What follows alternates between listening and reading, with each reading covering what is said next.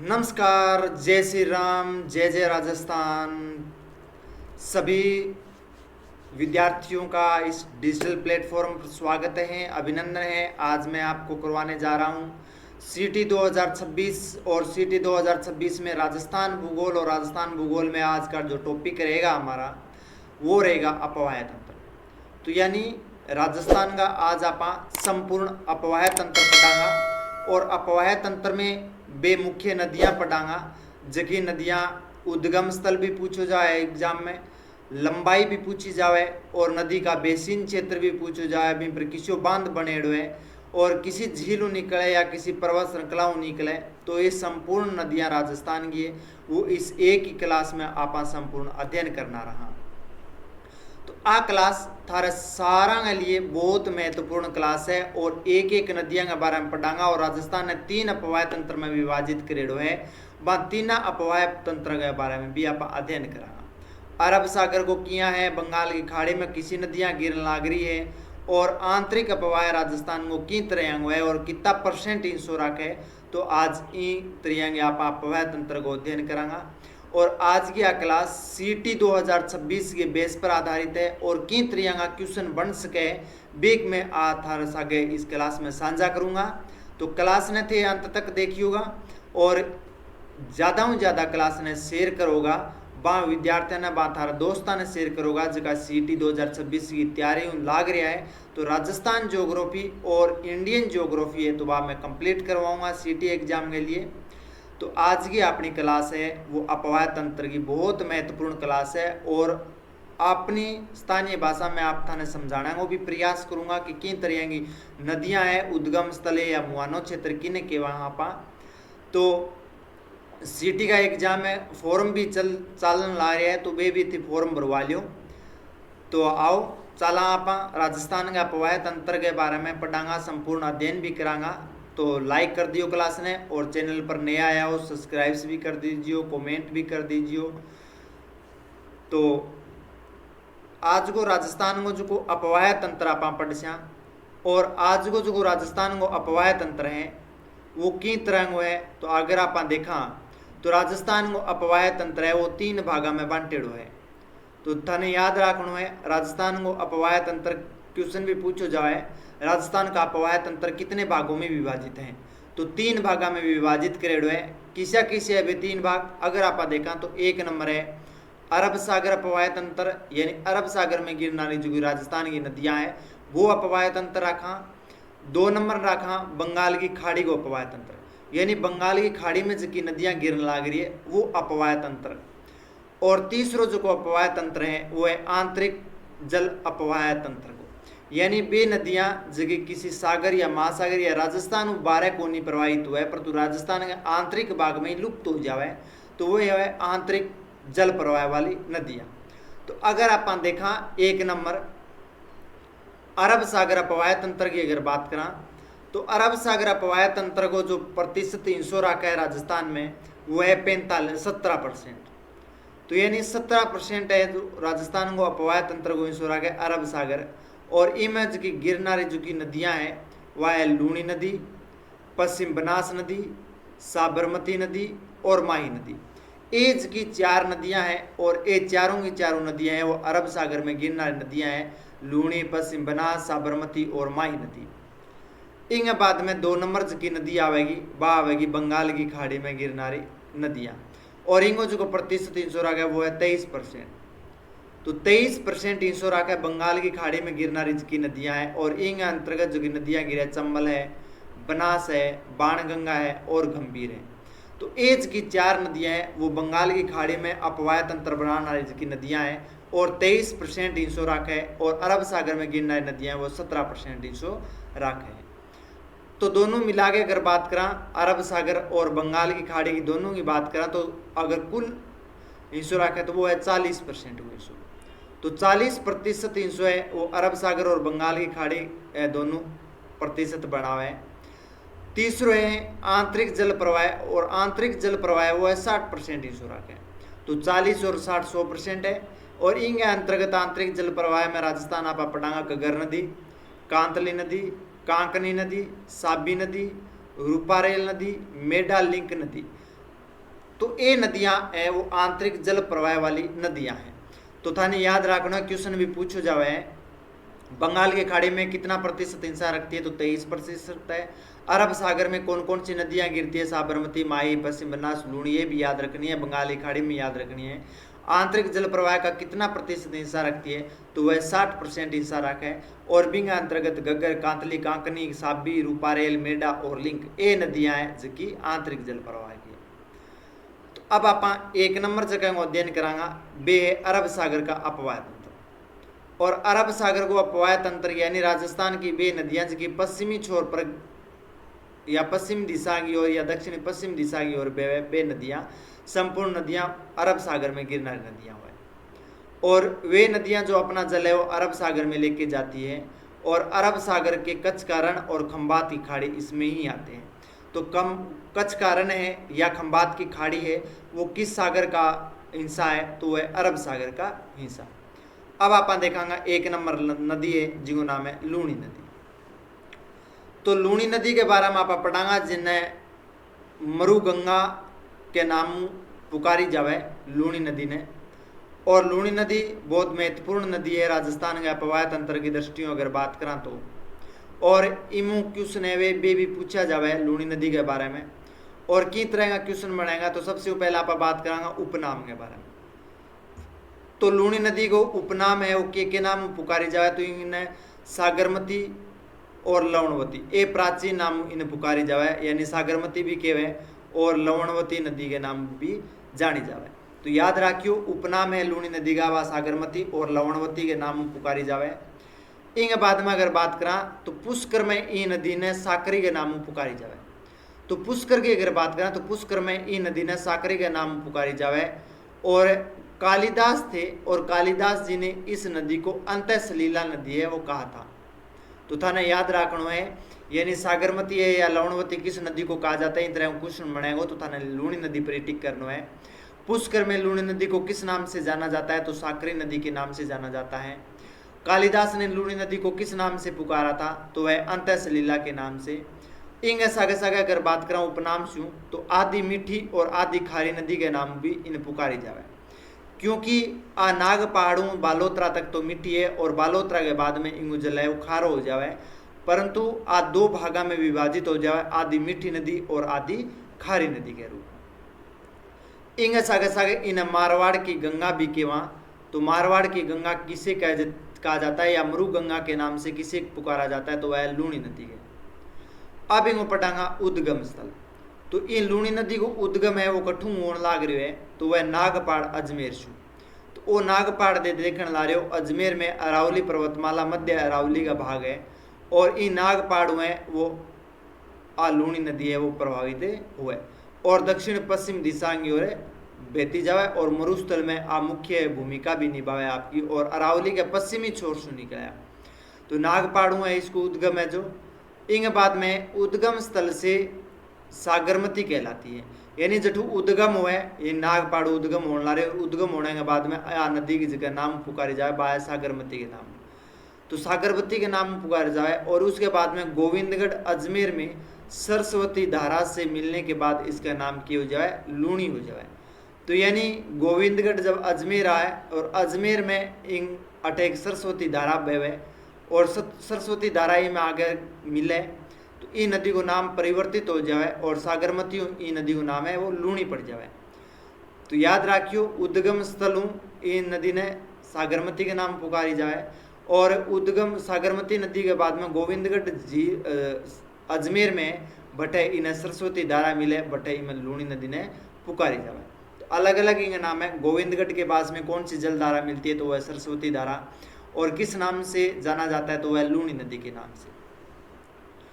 इंग बाद में आप देखा तो वह है यह नदी अजमेर, नागौर, ब्यावर, पाली, जोधपुर, बालोतरा, बाड़मेर और जालौर आ जिला में प्रवाहित हुआ है नदी।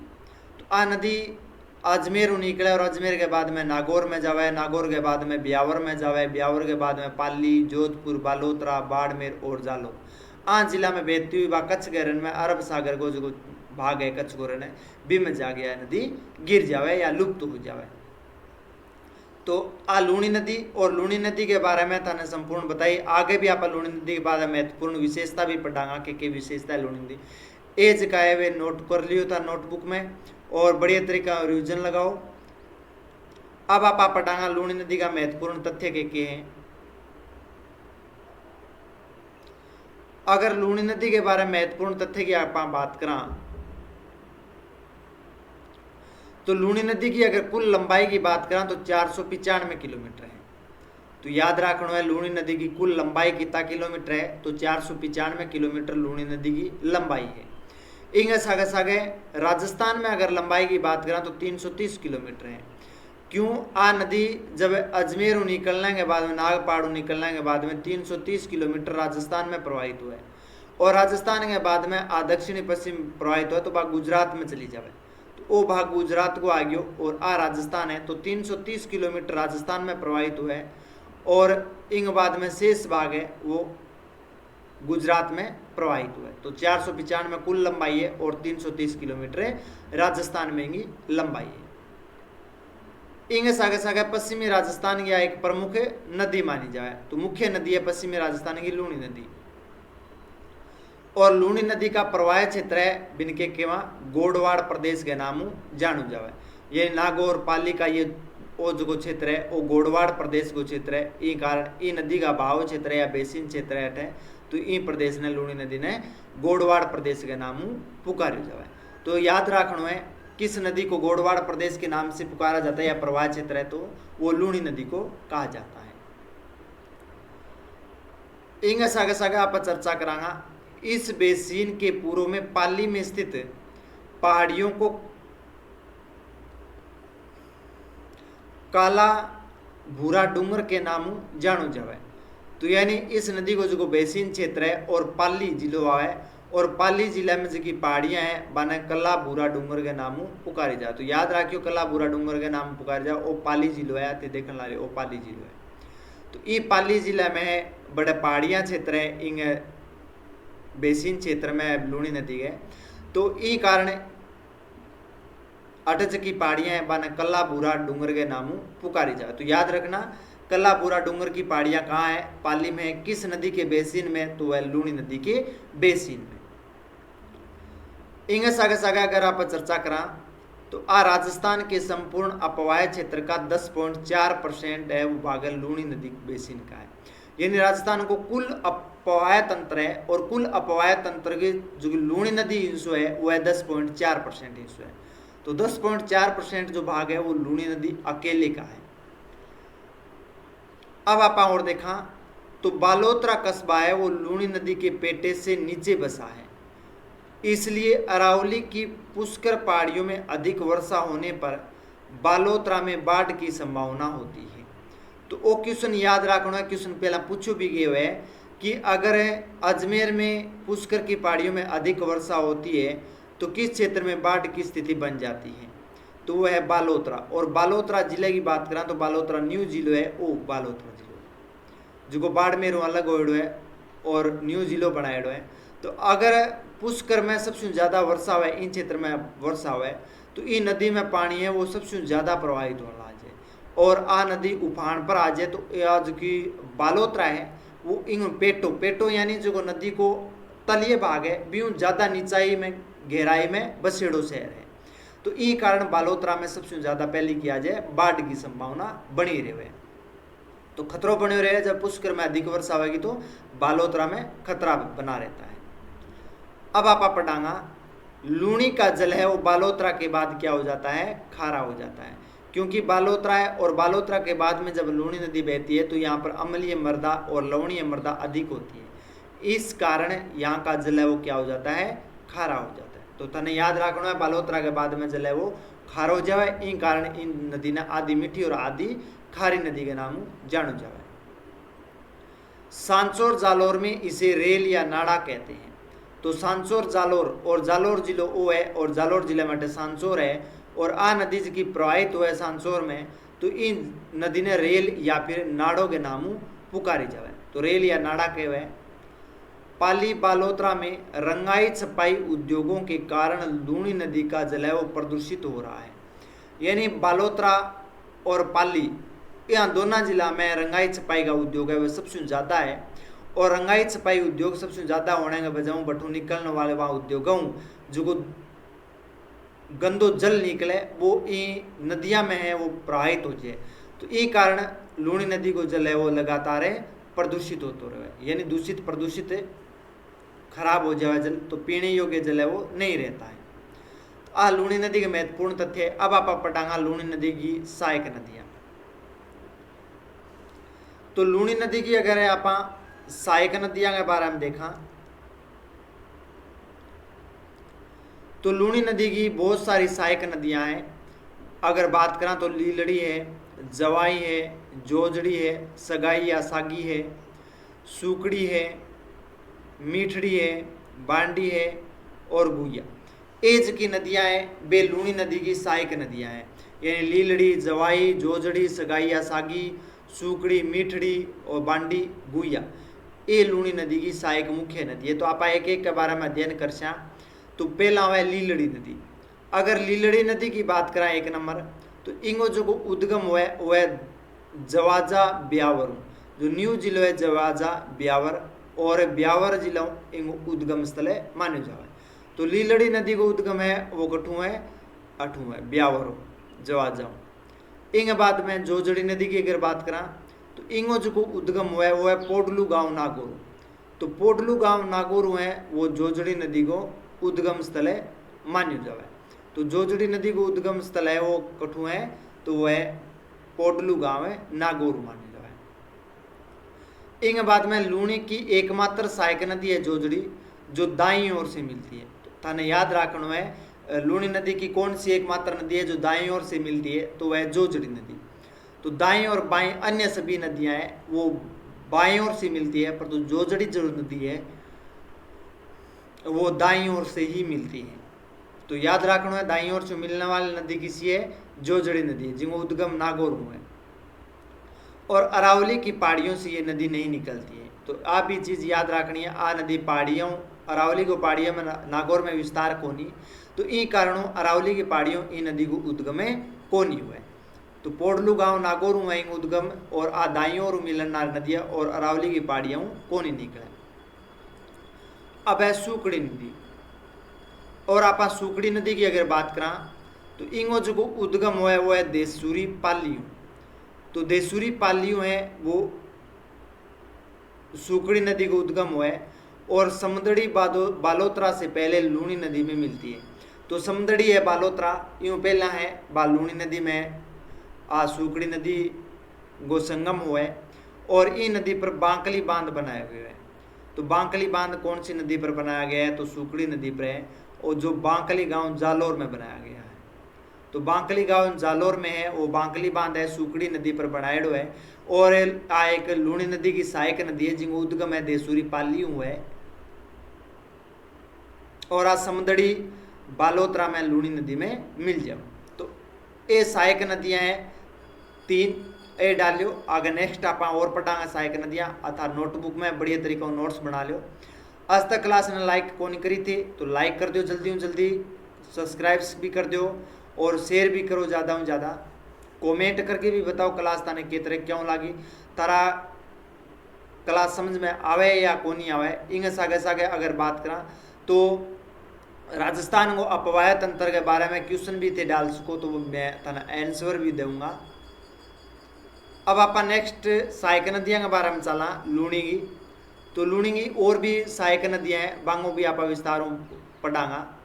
तो उनके बाद में जवाई नदी, और जवाई नदी है इंगो जो को उद्गम हुआ है जवाई नदी को वह गोरिया गांव बाली पाली जिला। तो गोरिया गांव बाली पाली जिला है वो जवाई नदी को उद्गम हुआ है। और इंगे सागे अगर बात करा आप तो जवाई नदी की जी सहायक नदी है वह है खारी नदी। तो जवाई नदी की सहायक नदी खारी नदी कहवाए, और आ एक महत्वपूर्ण नदी है जवाई नदी। और इन पर जवाई बांध भी बनेड़ो है। तो जवाई बांध कौन सी नदी पर बना हुआ है वो भी थाने ध्यान रखना है। तो वह मारवाड़ का अमृत सरोवर कहा जाता है, और ये जवाई नदी पर बना हुआ है सुमेरपुर पाली में। तो याद रखना है जवाई बांध है जिसे मारवाड़ को अमृत सरोवर के नाम पुकारे जावे, और जवाई बांध कौन सी नदी पर है? जवाई नदी पर है। और कहाँ है? सुमेरपुरे पाली में स्थित है। तो मुख्य नदी है लूणी की जवाई नदी। अब आप पढ़ांगा बांडी नदी। और आप बांडी नदी की अगर बात करा तो इंगो जो उद्गम हुआ है वो फुलाद गांव पाली से है। तो फुलाद गांव पाली है बांडी नदी का उद्गम स्थल है। और इंग सागा सागा बांडी नदी की बात करा तो आहुआ कस्बा और पाली नगर है वो इन पर ही स्थित है। तो आहुआ कुशाल सिंह था 1857 की क्रांतिकारी। तो आहुआ कस्बा और पाली नगर है वे दोनों है बांडी नदी के किनारे ही स्थित है। और ई नदी पर हेमावास बांध भी बनाएड़ो है। तो हेमावास बांध है वो पाली में और बांडी नदी पर है। और इंगी सहायक नदी की बात करें तो वह है गुया नदी।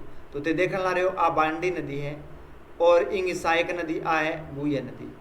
और बांडी नदी अटागे कि में गिर जावे लूणी नदी में गिर जावे। और यहीं पर एक बांध भी बनाएड़ो है जिको है हेमावास बांध बांडी नदी पर। तो याद रखना है मुख्य रूप से बहुत महत्वपूर्ण क्वेश्चन है पूछेगा है बांडी नदी के बारे में या लूणी की सहायक नदियां के बारे में।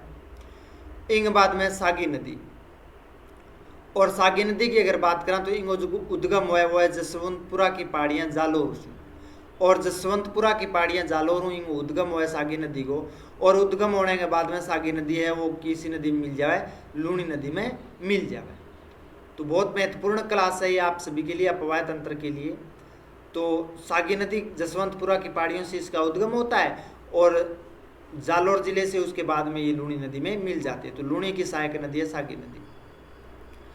तो ये लूणी नदी के बारे में हमने संपूर्ण अध्ययन किया है। अब हम नेक्स्ट चलते हैं और नेक्स्ट जो हमारी नदी है वो है पश्चिम बनास नदी। और पश्चिम बनास नदी से संबंधित एक क्वेश्चन पूछा भी जाता है और बहुत महत्वपूर्ण क्लास है ये आपके लिए। और ये नदियाँ भी आपके लिए बहुत महत्वपूर्ण है।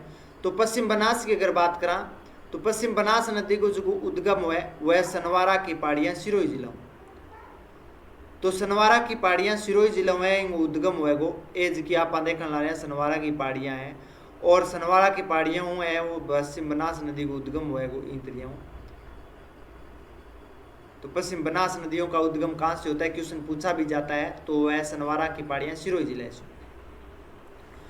अब आप बात करा तो आबू शहर और गुजरात को अगर डीसा शहर से बहती हुई कच्छ के रण में चली जाती है।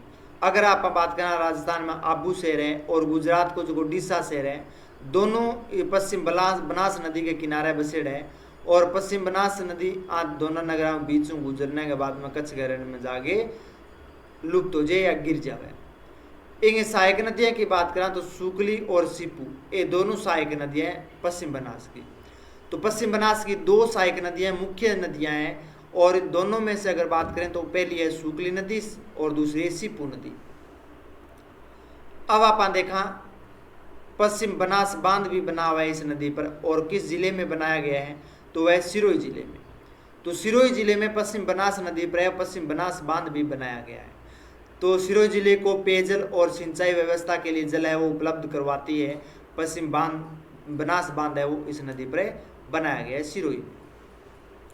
अब इसकी सहायक नदियों के बारे में देखते हैं। साबरमती नदी पढ़ते हैं। और साबरमती नदी की अगर बात करें तो साबरमती नदी बहुत महत्वपूर्ण नदी है। और अगर सहायक नदियाँ की बात करेंगी तो वाकल, सेई, हथमती, वेत्रक, मेसवा और माजम ये इंगी सहायक नदी है साबरमती की। तो याद रखना है वाकल है, सेई है, हथमती है, वेत्रक या वात्रक भी बोला पाइन है, या मेसवा है या माजम है। तो ये सहायक नदियाँ साबरमती नदी की। इंग सागे सागे अगर साबरमती नदी के उद्गम स्थल की बात करें आप तो उद्गम जो स्थल है साबरमती नदी को वो है पदरला की पहाड़ियाँ, कोटड़ा, उदयपुर। तो पदरला की जो की पहाड़ियाँ हैं कोटड़ा उदयपुर में है और बठू हैं वो साबरमती नदियाँ को उद्गम हुए। और इनकी कुल लंबाई की अगर बात करें तो 416 किलोमीटर की लंबाई है। सबसे बड़ी नदी है ये 416 किलोमीटर में। तो 416 किलोमीटर में बड़ी नदी है ये। और इसके साथ साथ में राजस्थान में बात करें कितना किलोमीटर प्रवाहित हुआ तो वह 45 किलोमीटर। तो मात्र 45 किलोमीटर है वो राजस्थान में प्रवाहित हुआ है और शेष नदी है वह गुजरात में प्रवाहित हुआ है। तो गुजरात की मुख्य नदी है साबरमती नदी, बड़ी नदी है। राजस्थान में 45 किलोमीटर प्रवाहित होती है साबरमती नदी। और उदयपुर है, उदयपुर को कोटड़ा क्षेत्र है, बटू साबरमती नदी को उद्गम स्थल है मान्य जावे। इंगा सागा सागा अगर बात करा, उदयपुर से बह करके खंबात की खाड़ी में ये नदी गिर जाती है। तो उदयपुर से बहने के बाद में ते देखन भी ला रहे हो, डायग्राम में भी देखो, पदरला की पहाड़ी है उदयपुर में, और इनके बाद में प्रवाहित होती हुई ये नदी कहाँ पर गिर जाती है, खंबात की खाड़ी में गिर जाती है। इंग सागा अगर गुजरात में बात करें तो अहमदाबाद शहर है, गुजरात की राजधानी गांधीनगर है, और गांधी जी का आश्रम है साबरमती आश्रम, इसी नदी के किनारे स्थित है। तो ये नदी के किनारे है, वो गुजरात की मुख्य नदी है। और अहमदाबाद है जो वस्त्र उद्योगों की राजधानी के नाम जाना जावे, और गुजरात की राजधानी गांधीनगर है, और गांधी जी का साबरमती जी को आश्रम है वो ई नदी के किनारे ही मौजूद है। ठीक है, तो आ साबरमती नदी है, मुख्य नदी है साबरमती नदी, जो 45 किलोमीटर राजस्थान में बेवे, 416 किलोमीटर की कुल लंबाई है। अब आप साबरमती नदी की सहायक नदियां के बारे में अध्ययन करांगा। तो साबरमती नदी की सहायक नदियां किसी किसी है, तो अगर एक नंबर बात करें तो वाकल, और वाकल है वो साबरमती की सहायक नदी है। इनको उद्गम हुआ है वह गोरा गांव की पहाड़ियाँ उदयपुर में। तो गोरा गांव की पहाड़ियाँ उदयपुर में, और उदयपुर में ही वाकल नदी को उद्गम स्थल है। और थे देखने ला रहे हो गोरा गांव की पहाड़ियाँ, और गोरा गांव की पहाड़ियों आ नदी निकले, और इनके बाद में आ नदी साबरमती नदी में मिल जाए, आ साबरमती नदी। इनके बाद में सई नदी, अगर सई नदी की बात करा तो इंगो उद्गम भी उदयपुर ही हुआ है, और सई बांध भी बनाया गया उदयपुर से। जवाई बांध पाली को जलापूर्ति के लिए 6.7 किलोमीटर लंबी जल सुरंग का निर्माण किया गया है। तो यानी ये आप देख रहे हैं सई नदी पर सई बांध बनाया गया है, ये आप जो डायग्राम में देखते हैं सई बांध है, और ये जवाई बांध है। और सई नदी और जवाई बांध के मध्य की जो दूरी है 6.7 किलोमीटर है, और इनके मध्य एक जल सुरंग का निर्माण किया गया है।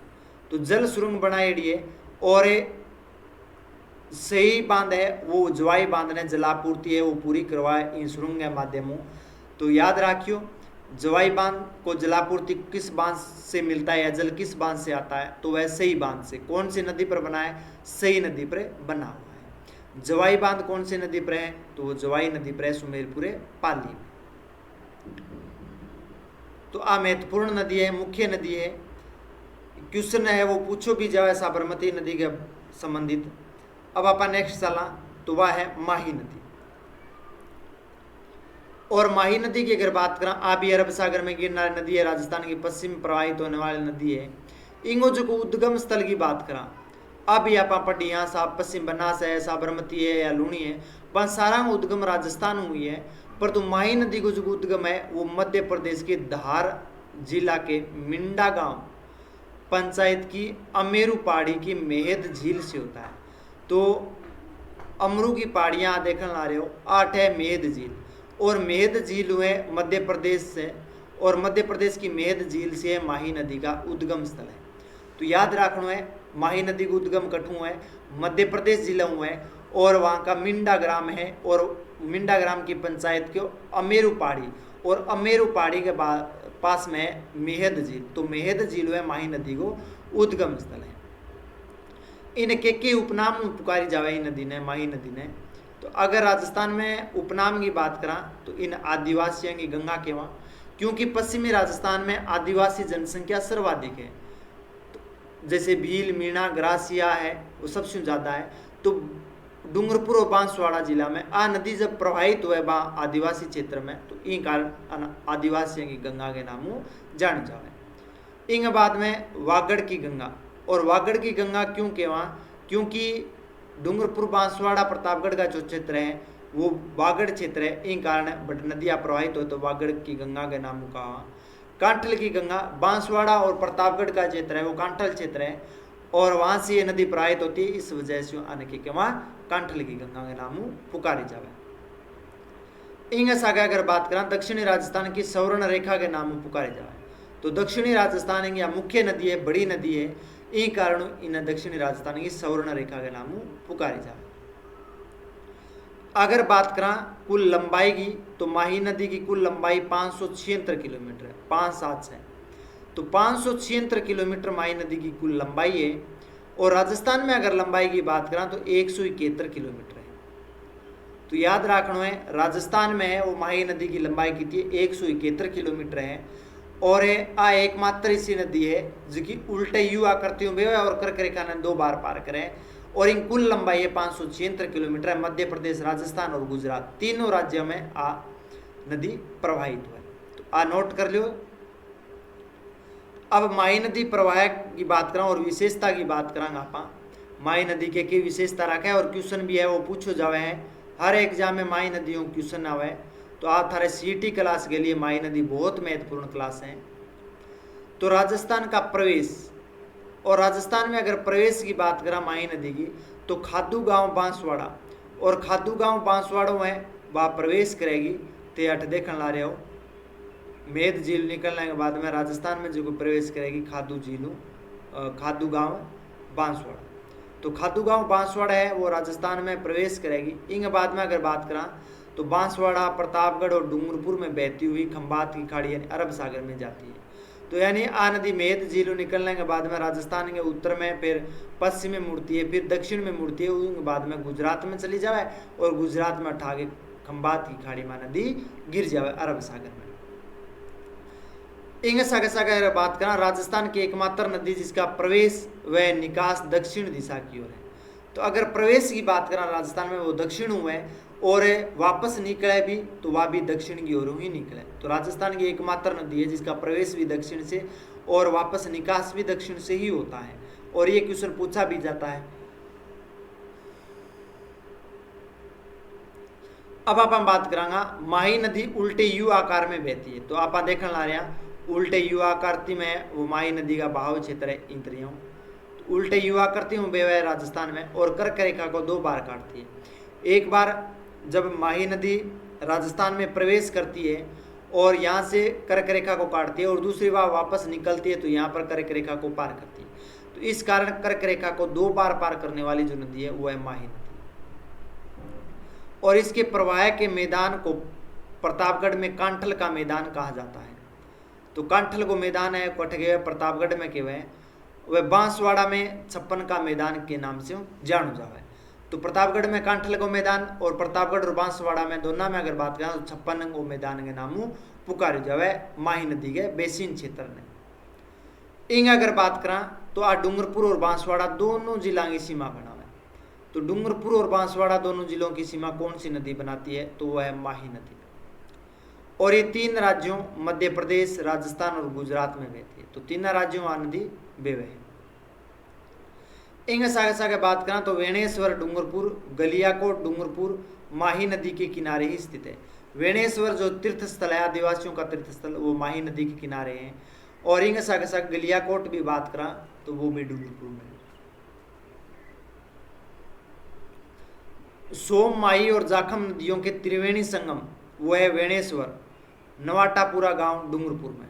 तो नवाटापुरा गांव डूंगरपुर में वेणेश्वर धाम है वो जो कि 3 नदियां का संगम पर बने हुए हैं, माही, सोम और जाखम।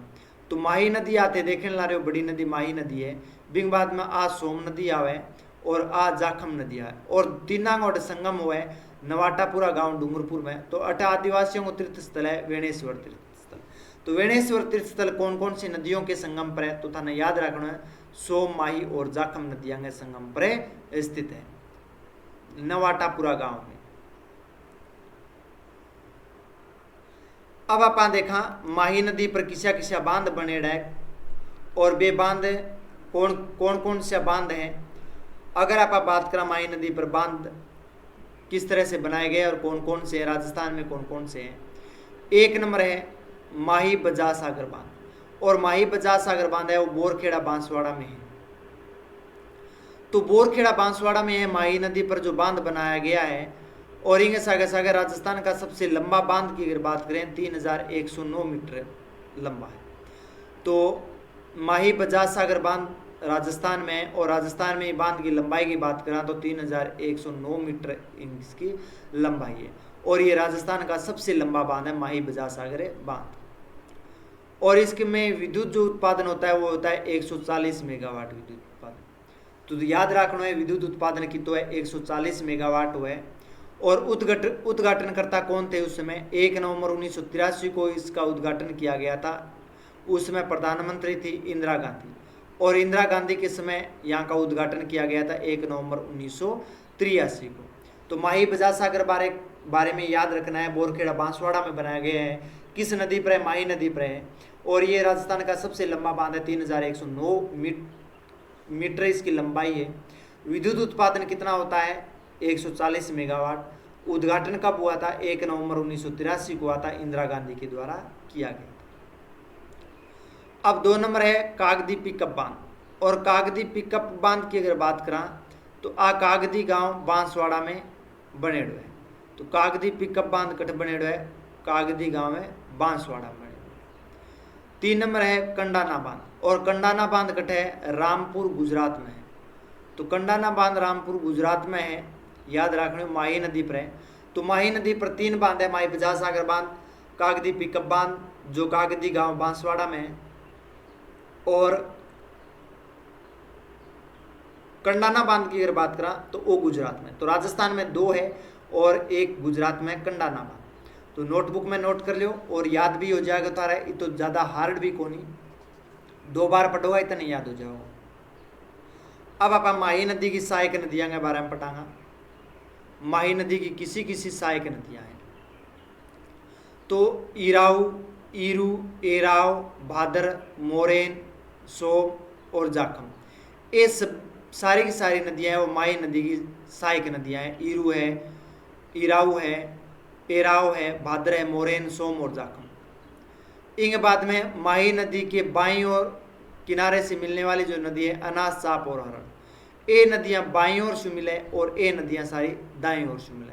तो अनाज, चाप और हरण जो नदी है वो बाईं ओर मिले। इराऊ, ईरू, एराव, भादर, मोरेन, सोम और जाखम है वे किसी कटु मिले? दाईं ओर मिले। तो दाएं बाएं को भी आता ना पता होना चाहिए, दाएं किसी मिला बाएं किसी मिला, ये सहायक नदियाँ हैं। 1 नंबर पढ़ांगा सोम नदी के बारे में।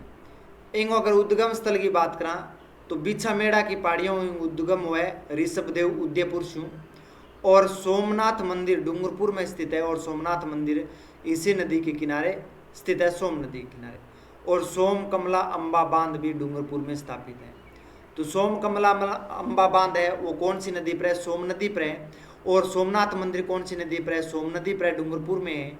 और इसका जो उद्गम होता है बिछावाड़ा की पहाड़ियाँ, ऋषभदेव है, उदयपुर में उद्गम हुआ है सोम नदी को। इंगा बाद में अगर बात करें जाखम नदी की तो जाखम नदी को जो उद्गम हुआ है वह भंवर माता की पहाड़ी, और भंवर माता की पहाड़ी है वो छोटी सादड़ी प्रतापगढ़, और छोटी सादड़ी प्रतापगढ़ है जाखम नदी को उद्गम हुआ है। और इस नदी पर जाखम बांध भी बनाया गया है। तो जाखम बांध कौन सी नदी पर बनाया गया है? तो जाखम नदी पर छोटी सादड़ी प्रतापगढ़ में ही बनाया गया है। तो ये जाखम नदी को उद्गम है वो भंवर माता की पहाड़ी, छोटी सादड़ी प्रतापगढ़ हुए। इन सगा अगर बात करा तो इस नदी में जाखम बांध है छोटी सादड़ी प्रतापगढ़ में ही बने हुए हैं। और वो बांध है जाखम बांध है, और राजस्थान को सबसे ऊंचो बांध है जिसकी ऊंचाई 81 मीटर है। तो राजस्थान को सबसे ऊंचो बांध कौन सा है? तो वह है जाखम बांध। और सबसे लंबो माही बजाज सागर बांध है। तो याद रखिए दोनों।